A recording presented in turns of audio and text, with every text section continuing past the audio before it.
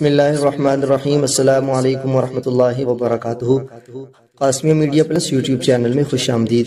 سامعین و ناظرین، جیسا کہ آپ میں سے اکثر جانتے ہوں گے کہ شام کے صوبہ ادلب کے شمال مشرقی علاقے میں بنو امیہ سے تعلق رکھنے والے مسلمانوں کے 8ویں خلیفہ حضرت عمر بن عبدالعزیز رحمہ اللہ کے مزار کی بے حرمتی کی گئی، جہاں پر آپ کے علاوہ آپ کی زوجہ اور آپ کے خادموں کی قبریں موجود تھیں، جن پر گزشتہ روز شدت پسندوں نے حملہ کیا اور قبر سے جسد مبارک کو نکال کر اس کی بے حرمتی کی گئی۔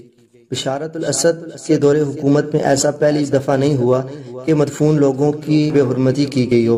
فروری 2020 میں بھی ایسی ویڈیوز منظر عام پر آئی تھی جن میں حکومتی قوتوں اور ملیشیا کے لوگوں نے سنی علاقوں میں متعدد اپوزیشن جنگجوؤں اور لیڈروں کی قبروں کی بے حرمتی کی تھی۔ ان ویڈیوز میں شامی فوجیوں کو لاشوں کی کھوپڑیوں سے کھیلتے دکھایا گیا۔ مبینہ طور پر 2015 میں بھی اس طرح کے مناظر دیکھنے میں آئے۔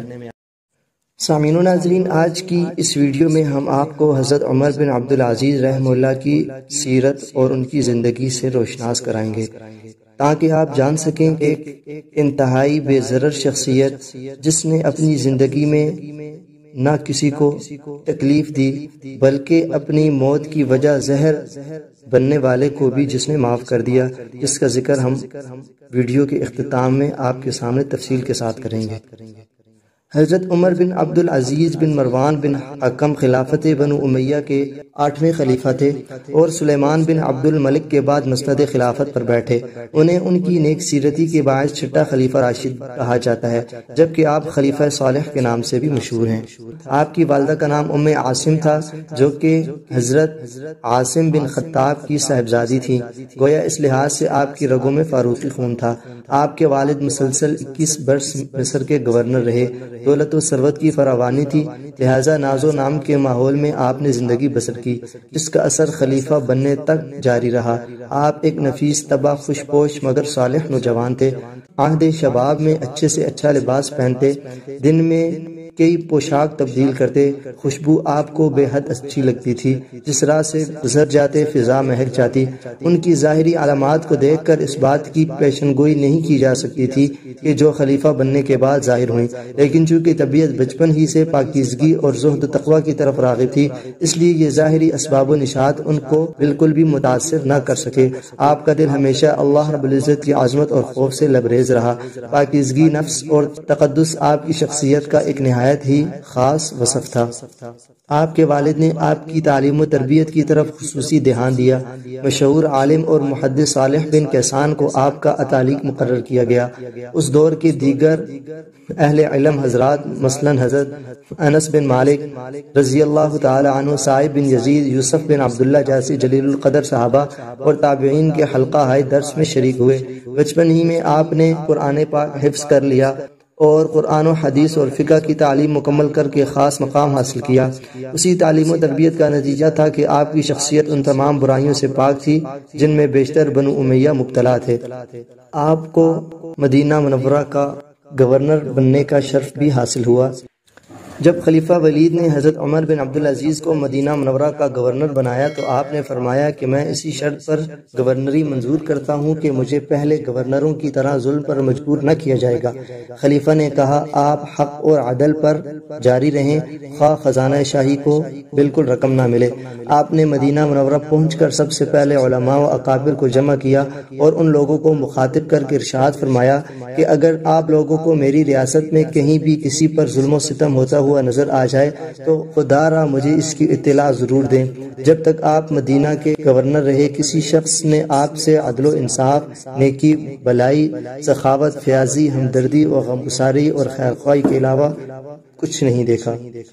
حضرت عمر بن عبدالعزیز رحمہ اللہ کو خلیفہ بننے کا بالکل بھی شوق نہیں تھا۔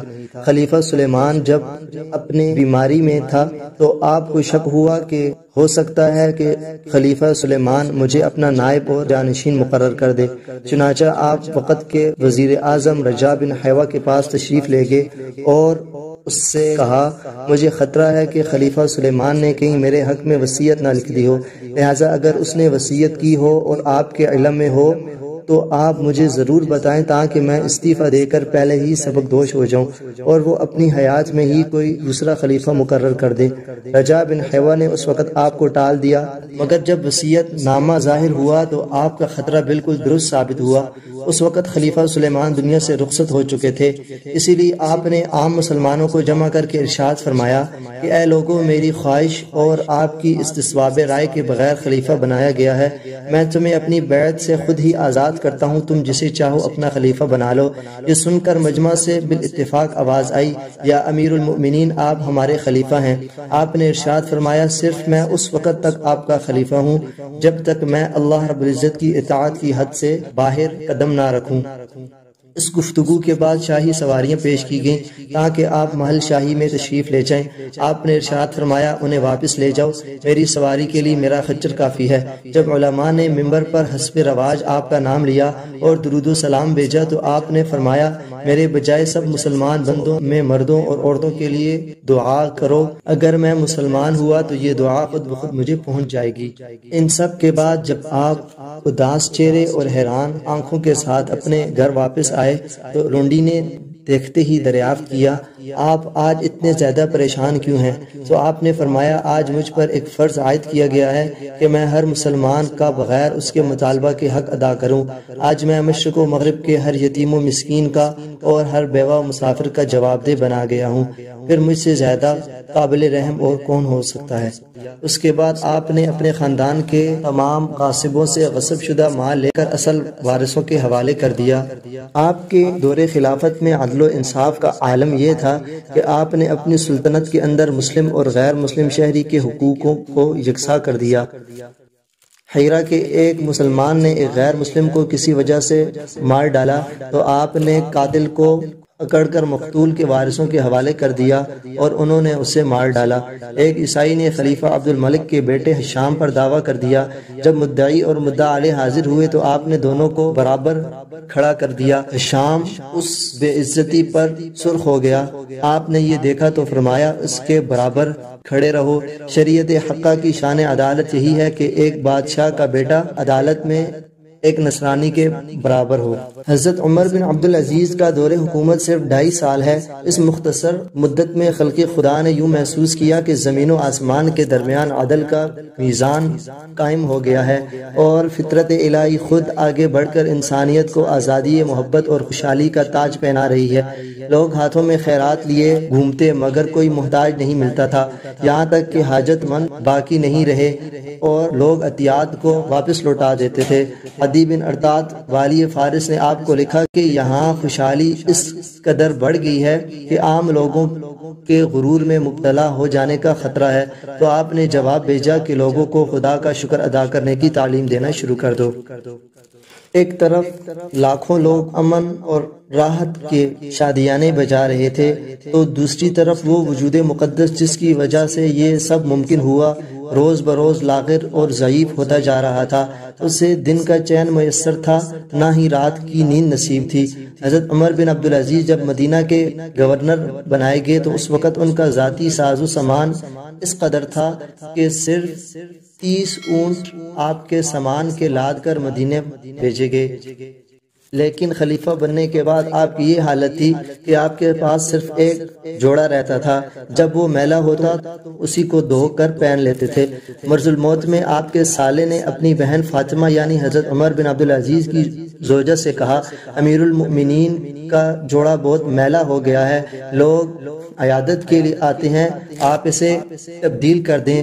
تو آپ کی زوجہ نے جواب دیا، اللہ کی قسم خلیفہ اسلام کے پاس اس کے سوا کوئی اور جوڑا نہیں ہے، میں انہیں کہاں سے دوسرا جوڑا پہنا دوں؟ اور حال یہ تھا کہ جو جوڑا پہن رکھا تھا وہ بھی صحیح سلامت نہیں تھا، بلکہ اس جوڑے کو بھی کئی جگہ پر پیوند لگے ہوئے تھے۔ 101 ہجری میں آپ کے خاندان کے بعض لوگوں نے آپ کے غلام کو 1000 اشرفیاں دے کر آپ کو زہر دلوا دیا۔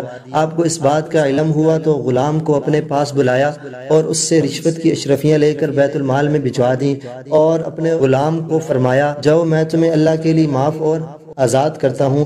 پھر اپنے بیٹوں کو پاس بلایا اور فرمایا، اے میرے بچوں، دو باتوں میں سے ایک بات تمہارے باپ کے اختیار میں تھی، ایک یہ کہ تم دولت مند ہو جاؤ اور تمہارا باپ دوزخ میں جائے، دوسری یہ کہ تمہارا باپ جنت میں داخل ہو۔ میں نے یہی بات اپنے لیے چن لی، اب میں تمہیں صرف خدا ہی کے حوالے کرتا ہوں۔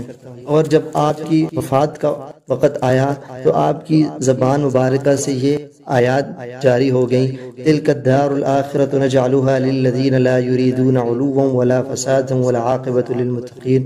اور آپ کے جسم مبارک سے روح نکل گئی۔ اِنَّا لِلَّهِ وَإِنَّا إِلَيْهِ راجعون۔ تو سامعین، آپ نے دیکھا کہ اتنی عظیم شخصیت جس نے اپنی تمام زندگی میں نہ مال و متاع کا لحاظ رکھا، جنہوں نے اپنے زمانہ خلافت میں نہ مال و اسباب کو جمع کیا، نہ ہی لوگوں پر ظلم و زیادتی ہونے دی، لیکن آج ان کے وفات صدیوں بعد ان کے روزے کے ساتھ ہی حال کیا جا رہا ہے۔